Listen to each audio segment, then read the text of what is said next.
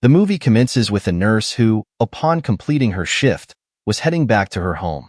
When she went to the lift to go to her flat, a man wearing a helmet also gets on the lift. As the lift stopped on the 3rd floor, both of them got off there. Then the nurse goes to her flat, and the man with the helmet goes to the flat next to her. After coming inside, the nurse started talking to her friend and was telling him that my neighbor keeps an eye on me. While talking, the nurse's attention went to the front, where a shirt was lying, which was not hers. She had a doubt that it must have been kept by the neighbor next to her. That's why she goes out of her flat in anger and starts shouting, "I'm sure you come to my flat after I leave. That's why I have installed a camera in my flat, and now see, I am calling the police." Now, on the basis of doubt, the nurse had really installed the camera, but she didn't check the recording of the camera yet. After that shout, when the nurse came to her flat, someone knocks on her door. When she went out to check, there were voices coming from a distance. She goes to check while leaving her flat open. There she met a little girl and says, "Son, what are you doing here at this time of night? Go to your house. Go immediately." After it, the nurse came back to her house. She was checking the recording of the camera. That's when she felt someone behind her. As she turned around, the same man with the helmet was standing there. Seeing the nurse, he took out the rod from his bag on which there was blood. Seeing this, the nurse got scared. She got up from her place and started trying to run away from there, but suddenly the man with the helmet hit a rod on her head, due to which she falls unconsciously. Then he hits her so many times with the rod until she dies and crushes her head. Now we see a family, in which the name of the head of the family was Kim. He had a wife and 2 children, a boy and a girl. Now Kim had a disease, due to which he used to get allergic to even a little dirt and filth. He did not tolerate filth at all. That's why he wanted everything to be perfect and clean. Now one day Kim gets a call, and he was being told that his stepbrother has been missing for a long time. The man who called Kim tells him that I am the caretaker of the building where your brother lives, and now you guys come and take your brother's stuff. Then the next day Kim reaches that building. Now this building was the same as we saw at the beginning. He goes to his brother's flat to take his stuff while leaving his wife and children outside. Here, he gets more stuff than his brother's stuff, like some women's and children's clothes, shoes, and 2 toothbrushes. He felt strange to see this, so he calls the caretaker and asks, "Did anyone else live here with my brother? Because I got this kind of stuff from his flat," but the caretaker tells that none lived with him. He used to live alone. Now Kim goes to the flats of the people around him to get more information. Here he notices a strange thing, that there are strange signs near everyone's bell. By talking to people about this, he finds out for what purpose these signs are made. These signs are actually made about who lives in the house, means how many men, how many women, and how many children are there.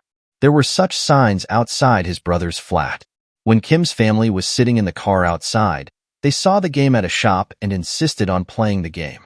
Now because it was a new place, his mom was refusing them, but when the kids don't listen, she lets them go and she herself starts calling her mom.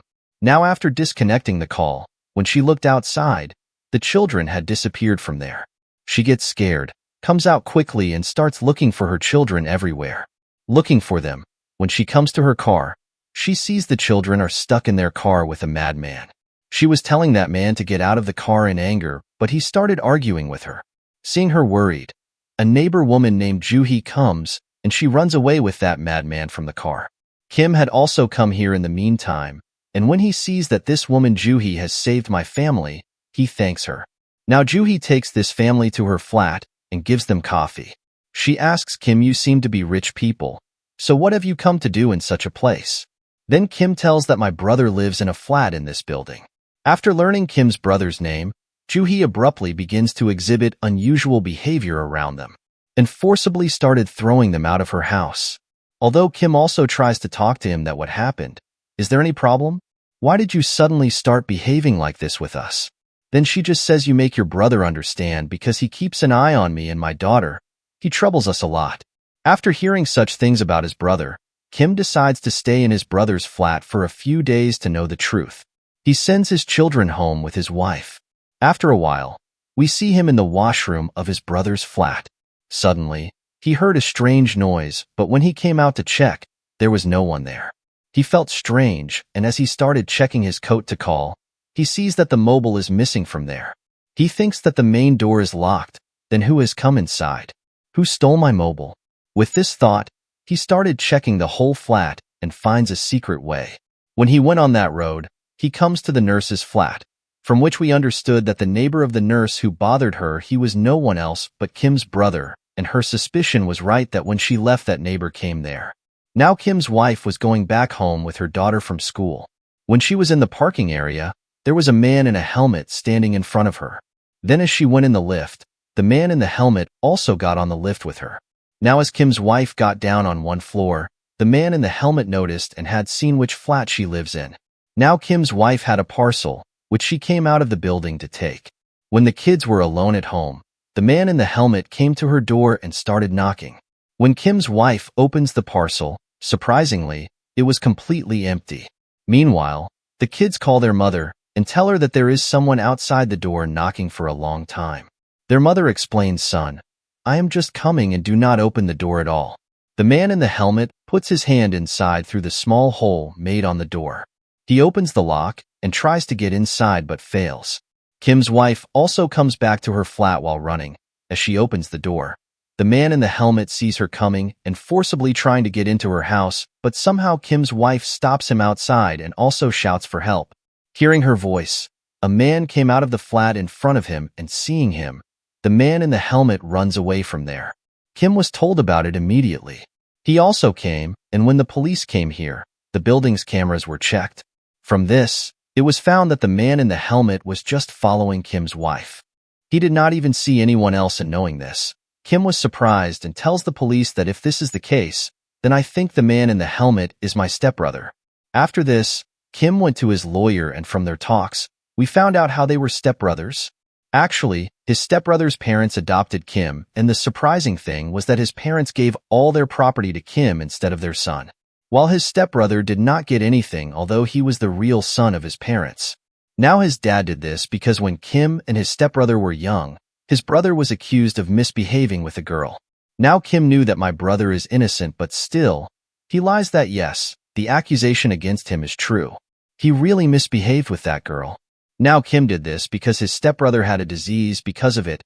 Red marks used to form on his skin, and because Kim also had this problem that he did not like such filthy things, so he did not like his brother and lied. That's why his dad also started getting angry at him. He also threw him out of the house, and this was the reason that he did not put any property on his name. So now Kim thinks that my brother is doing all this to take his revenge on me while troubling my family. He came back to his flat after meeting the lawyer. He sees that someone had made the same mark on his bell as it was made on the door of his brother's flat. How many men, women, and children live in their house? Kim checks the whole building where such marks were made on everyone's door. Kim's wife went to school to pick up her children, where she takes her daughter, but she found out about her son that he left school a long time ago. She checks the camera of the building where she found out that her son was playing in the park, but there was a problem because the man with the helmet was also present in the park. About this, she quickly tells Kim, and they both quickly go to the park. This time Kim is successful in catching him. He also hits him a lot, but when he takes off his helmet, he finds out that he is not his brother but some other boy. Due to all the circumstances, Kim becomes upset. He takes a stick and goes to his brother's flat, but when he reached there was no one. He gets upset and comes back to his car and sits. That's when he finds another person wearing the same helmet who was going to the shop in front of him, whom he was following. The man with the helmet realized that he was being pursued, so he swiftly began to flee from the scene. But Kim runs after him and catches him, and they both started fighting. When he also took off his helmet, he found out that he was not his brother, but a friend of the nurse at the beginning. After this, they come to Kim's brother's flat and start talking. Here the nurse's friend tells Kim that I had given my credit card to my friend nurse. She has been missing for many months, but my credit card is being used a lot. They were talking, but then Kim sees outside where the man with the helmet was standing near that secret path. They quickly run after him and come to the nurse's flat. Kim finds the nurse's corpse in the cupboard when they were looking for him, which was covered with blood and wrapped in a plastic sheet. It immediately falls on Kim due to this. He gets scared and starts screaming. Hearing his voice, the nurse's friend came there, and when he found out that my nurse friend was killed, he became sad, but then the man with the helmet stabs him in the back and he becomes injured, but the next moment, the man with the helmet hits his head and kills him. After it, he now runs after Kim and continuously attacks him with a rod. Kim also ran after him with a knife at this time, and a couple of rods hit Kim, but still he escaped and caught him, and they started having a fierce fight. Kim comes up and tries to remove the helmet to check who is he, but that cunning man puts a knife in his leg to save his life, due to which Kim was so hurt that he left the man with the helmet. Now the man with the helmet was about to kill Kim with a knife. Meanwhile, Kim picks up the brick there and hits his helmet and quickly saved his life and came to a flat that belonged to that woman Juhi. At that time Juhi was not at home, but her younger daughter was there whose eye was damaged. Here, Kim cures his wounds, and because his mobile turned off, he asks Juhi's daughter for a phone, on which the girl took him to a room where there were a lot of women's purses, children's toys, and a lot of phones. The girl brings one of them to Kim, which was Kim's phone that disappeared from his coat when he was at his brother's flat. Kim is surprised and asks the girl, "From where did you get this phone?"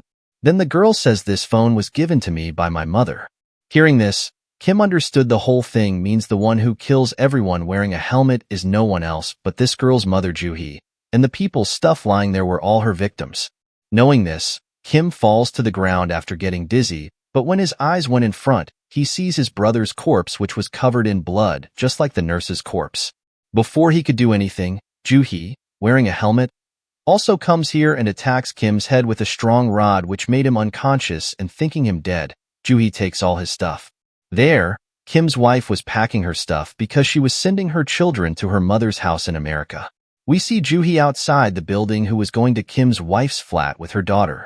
Sitting in the car, Kim's wife remembers that she forgot to take the medicine, so she came back to the flat to take the medicine. She was about to leave after taking the medicine when Kim calls her because he was alive.